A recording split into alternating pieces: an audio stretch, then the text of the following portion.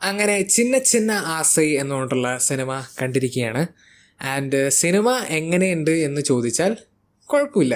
നല്ലൊരു രസമുള്ള ഒരു simple, light hearted, wholesome, adorable പടം. അഥവാ ഇതൊരു ഭയങ്കര ഗംഭീര സിനിമയല്ല, പടം ഒട്ടും മോശമല്ലാത്തൊരു ഒരു ഒരു കുഴപ്പമില്ലാത്തൊരു സ്വീറ്റ് പടം എന്ന് പറയില്ല. നമ്മളിങ്ങനെ ഭയങ്കര ഇമോഷണലി ഹൈ ആക്കിയില്ലെങ്കിൽ പോലും ഒട്ടും താഴ്ന്നതുമില്ല എന്ന് പറയുന്ന ഒരു ഫീലാണ് എനിക്ക് ഈ ഒരു സിനിമ തന്നത്.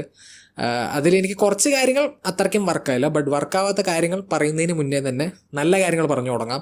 പെർഫോമൻസസ്, ഇന്ദ്രൻ ചേട്ടൻ ആൻഡ് മധുബാലയാണ് പടത്തിൽ മെയിനായിട്ടുള്ളത്. ആൻഡ് മധുബാല അവർക്ക് കിട്ടിയ റോള് വളരെ നന്നായി ചെയ്തെങ്കിൽ പോലും എനിക്ക് എടുത്തു പറയേണ്ടത് ഇന്ദ്രൻ ചേട്ടൻ. നിങ്ങൾ മനുഷ്യനല്ല മാൻ. എനിക്ക് നിങ്ങൾ മനുഷ്യനാണെന്നുള്ള കാര്യം വിശ്വസിക്കാൻ പറ്റുന്നില്ല. Because dude, he was not acting. എനിക്ക് ജെനുവലി വാക്കുകളില്ല. കാരണം ഈ സിനിമയിൽ അദ്ദേഹത്തിൻ്റെ കഥാപാത്രത്തിനെ കണ്ടപ്പോൾ, അദ്ദേഹത്തിൻ്റെ പെർഫോമൻസ് കണ്ടപ്പോൾ ഒരു സാധാരണക്കാരൻ്റെ ജീവിതത്തിൽ നടക്കുന്ന ഒരു ഇൻസിഡൻറ്റ് കണ്ട പോലെ എനിക്ക് ഫീൽ ചെയ്തുള്ളൂ.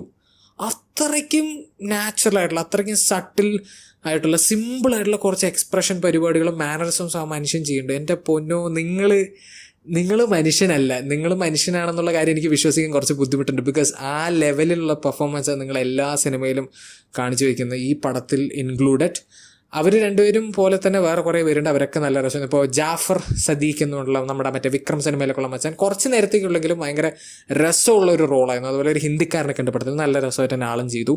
പക്ഷേ ഐ വുഡ് സേ ഇന്ദ്രൻ ചേട്ടൻ കഴിഞ്ഞാൽ എന്നിൽ പേഴ്സണലി ഏറ്റവും കൂടുതൽ ഒരു ഇമ്പാക്റ്റ് ക്രിയേറ്റ് ചെയ്ത പെർഫോമൻസ്, അല്ലെങ്കിൽ ഒരു ക്യാരക്ടർ, അല്ലെങ്കിൽ ഒരു സീൻ എന്ന് പറയുന്നത് വിഷ്ണു അഗസ്ത്യൻ്റെ സീനാണ്. വിഷ്ണു അഗസ്ത്യൻ്റെ കാര്യം പറയുമ്പോഴേക്കും എനിക്കൊരു കാര്യം പറയുന്നുണ്ട്. I would say Vishnu Agasthya is the most underrated actor in Malayalam. അഥവാ ഈ മനുഷ്യൻ ഏതൊരു സിനിമയിൽ ഏതൊരു കഥാപാത്രം പ്ലേ ചെയ്താലും ആ മനുഷ്യൻ്റെ ആ ഒരു ക്യാരക്ടർ എന്നിൽ പേഴ്സണലി ഉണ്ടാക്കിയിരിക്കുന്ന ഒരു ഇമ്പാക്റ്റ് അത് വേറെ ലെവലാണ്. അത് എപ്പോഴും ഞാൻ ശ്രദ്ധിച്ചിട്ടുണ്ട്. ഈ മച്ചാനൊരു സിനിമയിൽ വരികയാണെങ്കിൽ ആ ഒരു സിനിമയത്തെ one of my favourite elements എന്നൊന്ന് ഈ മച്ചാനായിരിക്കും. ഇപ്പോൾ ഇതിന് മുന്നേ ഇറങ്ങിയ അതിരടി സിനിമയിലാണെങ്കിൽ ഈ മച്ചാൻ്റെ പെർഫോമൻസും ആ ഒരു ക്യാരക്ടറും ആ ഒരു പരിപാടിക്ക് എനിക്ക് പേഴ്സണലി ഭയങ്കര വർക്കായതാണ്. അതുപോലെ മറ്റേ മസ്തിഷ്ക മരണത്തിൽ ഈ മച്ചാൻ്റെ ക്യാരക്ടറായിരുന്നു എൻ്റെ one of my biggest positives. മച്ചാൻ പൊളിച്ച് ചെയ്തു. റൈഫിൾ ക്ലബ്ബിൽ കിടിലൻ പെർഫോമൻസ് ആയിരുന്നു, കിടിലൻ ക്യാരക്ടറായിരുന്നു. അതേപോലെ തന്നെ ഈ ഒരു സിനിമയിലേക്ക് വരുമ്പോഴും ഒരൊറ്റ സീനേ ഉള്ളൂ. പക്ഷെ ആ ഒരു സീന് എനിക്ക് സുഖമായിട്ട് പറയാൻ പറ്റും ഈ സിനിമയിലെ എൻ്റെ ഫേവററ്റ് സീനായിരുന്നു. ബിക്കോസ് എന്നെ ഏറ്റവും കൂടുതൽ ഇമോഷണലി ഹിറ്റ് ചെയ്ത സീൻ അതായിരുന്നു. അതിന് മെയിൻ കാരണം ഈ മച്ചാൻ്റെ പെർഫോമൻസ് ആണോ. ഹോ മൈ ഗോഡ്, നിങ്ങൾ എന്ത് പെർഫോമൻസ് ആണോ മനുഷ്യ. Like you are so too good എന്ന് തന്നെ പറയേണ്ടി വരും. ലൈക്ക് എൻ്റെ ചില നടന്മാരുണ്ടാവില്ല, അവർ സ്ക്രീനിൽ കരയാൻ തുടങ്ങിയാൽ നമ്മൾക്കും സങ്കടം വരുമെന്ന് പറയുന്ന ഒരു പരിപാടി ഉണ്ടല്ലോ. എനിക്ക് മലയാളത്തിൽ ഇതുവരെയ്ക്കും അത് സുരാജേട്ടനായിരുന്നു. സുരാജേട്ടൻ ഒരു സിനിമയിൽ കരയാൻ തുടങ്ങി എനിക്ക് ഭയങ്കര സങ്കടവും. ഇപ്പോൾ ആ ലിസ്റ്റിൽ ഒരാളുടെ പേരും കൂടി വന്നിരിക്കുകയാണ്, അത് വിഷ്ണു അഗസ്ത്യയാണ്. ഈ മച്ചാൻ കരയാൻ തുടങ്ങി കഴിഞ്ഞാൽ എനിക്ക് ഭയങ്കര ഫീലാണ് മാൻ. എന്താണെന്നറിയില്ല, അത്രയ്ക്കും റോ ആയിട്ടുള്ളൊരു ഇമോഷനാണ് ആളുടെ പെർഫോമൻസിൽ. He was so good. His scene was amazing. ആ ഒരു ക്യാരക്ടർ ആയിരിക്കും ഈ പടത്തിൽ എന്നെ ഏറ്റവും കൂടുതൽ ഇമോഷണലി ഇമ്പാക്റ്റ് ക്രിയേറ്റ് ചെയ്തത്. And dude, you are so good. The most underrated Malayalam actor ever എന്ന് എനിക്ക് സുഖമായിട്ട് പറയാൻ പറ്റും. Vishnu Agasthya was absolutely phenomenal in this movie.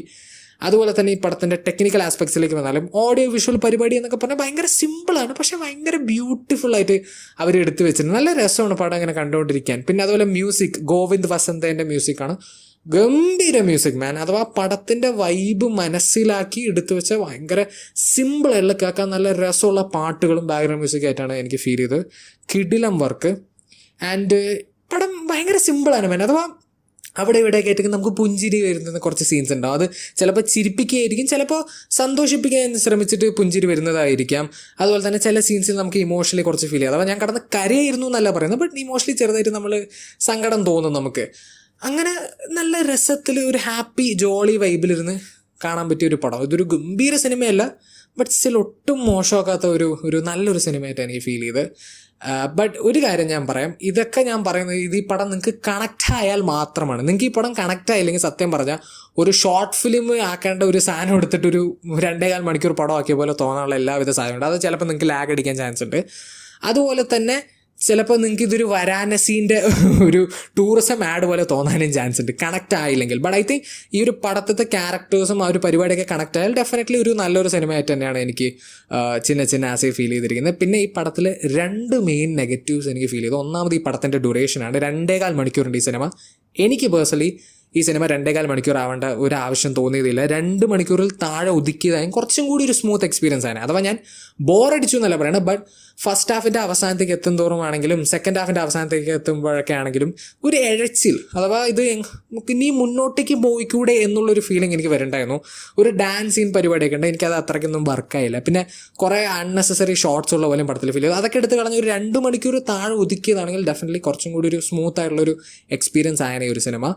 അതുപോലെ തന്നെ എനിക്ക് ഈ പടത്തിൽ ഏറ്റവും കൂടുതൽ വർക്കാവാതെ പോയ ഒരു ഫാക്ടർ എന്ന് പറയുന്നത് ഈ സിനിമയുടെ എൻഡിങ് ആണ്. എൻഡിങ് എനിക്ക് ഒട്ടും വർക്കായതേ ഇല്ല.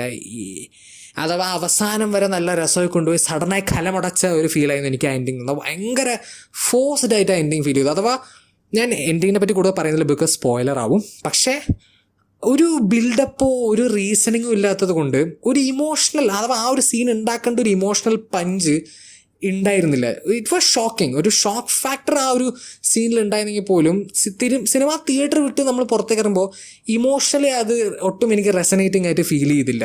അത് എൻ്റെ ഒരു പേഴ്സണൽ ഒപ്പീനിയൻ. ചിലപ്പോൾ നിങ്ങൾക്ക് വർക്കാവാൻ ചാൻസ് ഉണ്ട്. എന്തൊക്കെയാണെങ്കിലും ആ ഒരു എൻഡിങ്ങും ഡ്യൂറേഷനും മാറ്റി നിർത്തിക്കഴിഞ്ഞാൽ, അഥവാ ഡ്യൂറേഷൻ കുറയ്ക്കാമായിരുന്നു എന്നുള്ള ഒരു കാര്യം മാറ്റി നിർത്തി കഴിഞ്ഞാൽ ഡെഫിനറ്റ്ലി ഇതൊരു നല്ലൊരു പടമാണ്. കുഴപ്പമില്ലാതെ കണ്ടുകൊണ്ടിരിക്കാൻ പറ്റുന്ന ഒരു സിമ്പിൾ, ലൈറ്റ് ഹാർട്ടഡ്, ഹോൾസം പടം.